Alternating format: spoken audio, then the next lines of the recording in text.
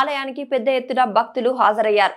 ఆలూరు టీడీపీలో బయటపడ్డ వర్గ విభేదాలు, అన్నదాత సుఖీభవ సంఘీభావ ట్రాక్టర్ల ర్యాలీలో ఇరు వర్గాల నేతల బల ప్రదర్శన, నేతల జెండాల ఏర్పాటుపై మొదలైన వివాదం, వైకుంఠం జ్యోతి వీరభద్ర వర్గాల పోటాపోటీ నినాదాలు, అంబేద్కర్ సర్కిల్లో ఇరు వర్గాల పోటాపోటీ సమావేశాలు, ఆలూరులో భారీగా పోలీసుల మోహరింపు, ఇరు వర్గాల వారికి నచ్చజెప్పి శాంతియుతంగా కార్యక్రమం నిర్వహించారు.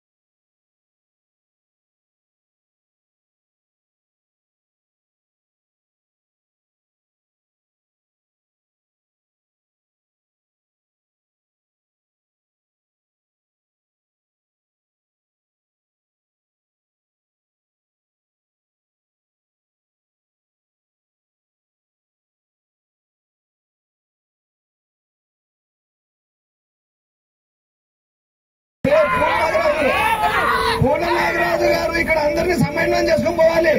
సమయం చేసుకోకుండా వాళ్ళ వ్యక్తిగత ట్రాక్టర్లో జెండా పెట్టిన జెండాలు ఎక్కితే మేము ఎందుకు ఎక్కుతాం? మా కార్యకర్తలు ఎందుకు ఎక్కుతారు? జెండా తెలుగుదేశం జెండా పెట్టండి, ఎక్కడికైనా పిల్లంటి వస్తాం కానీ వ్యక్తిగత జెండా పెట్టి మా కార్యకర్తలు కూడా రారు.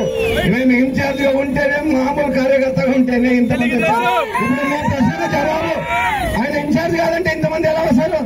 ఇన్ఛార్జ్ ప్రకటించమని ఎట్లుంటుంది ఊపి చూస్తా. ఇన్ఛార్జ్ ఆల్రెడీ గారు మీకు అందరికి తెలుసు. ఇప్పుడు సీఎం రెడ్డి ఫండ్లు ఇస్తున్నాం, దాంట్లో పి వీరభద్ర కూడా ఇన్ఛార్జ్ కానీ పోస్టులు వస్తాయి. అదేవిధంగా ఫండ్స్ ఇస్తారు, కలెక్టర్ దగ్గర పోతే లెటర్ ఇస్తాం, ఆఫీసర్ ట్రాన్స్ఫర్ లిస్ట్ ఇస్తాం. ఇన్ఛార్జ్ అది ఇన్ఛార్జ్ కదా, కొన్ని ఇన్ఛార్జ్ తీసేసారు. కొన్ని కలెక్టర్ నన్ను చేయమనండి, ఎస్పీ గారు నన్ను చేయమనండి, లేకుంటే పార్టీ నన్ను చేయమనండి. మేము ఇంట్లో ఒక కార్యకర్తగా తెలుగుదేశం జెండా మోసేదానికి ఎప్పుడూ రెడీ ఉంటాం. అదే దాన్ని అడగండి.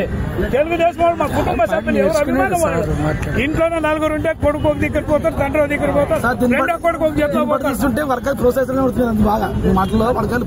వర్గాలు కలపాల గానీ ప్రోత్సహిస్తున్నట్లు వాళ్ళ దగ్గర వీళ్ళ దగ్గర పోతారు, వాళ్ళ దగ్గర వాళ్ళు పోతారని నార్జున పని స్వరూప్ చేస్తాడు. సరే ఎవరు చేయడం లేదు కాదు బ్రదర్, మీరందరూ బాగున్నారు. స్వరూప్ ఒకటే సమస్య. ఓపెన్ గా చెప్తున్నాను, మీరేదో చేసేది పోయి ప్రశ్నల మీద కదా. అది ఎవరైనా మేము ఇన్ఛార్జ్ సంబంధిస్తున్నామా? లేదు కదా. ఆయన సీనియర్ నాయకుడు, 2 సార్లు అభ్యర్థి. ఇక్కడ ఆయనకి 10 మందో 100 మందో నాయకులు ఉంటారు, కార్యకర్తలు ఉంటారు. పార్టీకి ఆయన అవసరం కూడా ఉంది.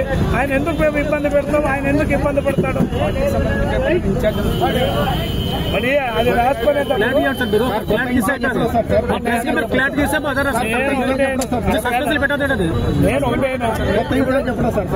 రెండు విషయాలు ఒకరు అడగండి. ఇన్ఛార్జ్ అనే పదము అది పార్టీకి సంబంధించింది. నేను ఇప్పుడు ఆర్టీసీ చైర్మన్, ఇక్కడ అందరూ ఏమంటారు? మాజీ జిల్లా పరిషత్ చైర్మన్ అంటున్నారు. మళ్ళీ ఆర్టీసీ చైర్మన్ అనే వాళ్ళు అది ఎందుకు అంటున్నారు చెప్పండి? ఏది ప్రయారిటీ ఉంటుందో దానికి ఇస్తారు. ఆయన ఇంతకు ముందు ఇన్ఛార్జిగా ఉన్నారు కనుక ఆయన ఇన్ఛార్జ్ అని రాసుకుంటున్నారు. అది నిర్ణయం పార్టీ తీసుకొనింది, మనం ఏం చేయలేం. పార్టీ నిర్ణయం కమిటీ వేసింది. ఇప్పుడు కమిటీ ప్రోగ్రామ్ చేయమని చెప్పింది.